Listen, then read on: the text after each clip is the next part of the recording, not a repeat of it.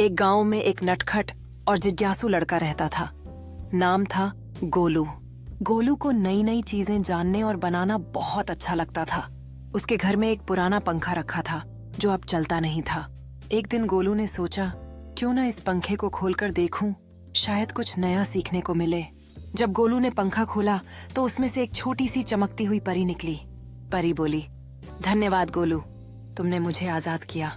अब मैं तुम्हारी एक ख्वाहिश पूरी कर सकती हूँ। गोलू बोला, मैं चाहता हूँ कि ये पंखा फिर से चले, लेकिन कुछ खास तरीके से।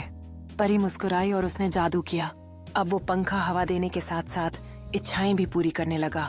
गोलू जब भी पंखे को घुमाता वो कहता, क्या चाहिए गोलू?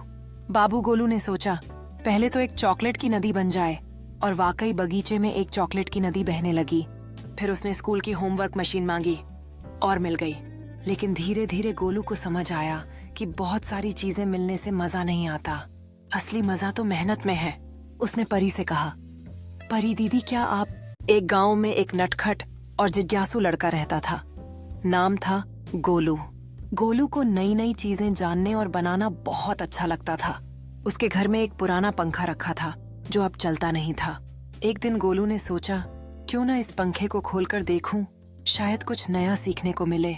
जब गोलू ने पंखा खोला तो उसमें से एक छोटी सी चमकती हुई परी निकली।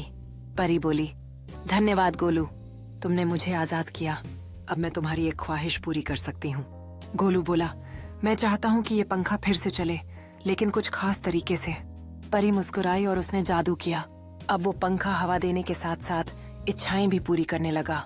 गोलू जब भी पंखे को घुमाता वो कहता, क्या चाहिए गोलू? बाबू गोलू ने सोचा, पहले तो एक चॉकलेट की नदी बन जाए। और वाकई बगीचे में एक चॉकलेट की नदी बहने लगी। फिर उसने स्कूल की होमवर्क मशीन मांगी और मिल गई।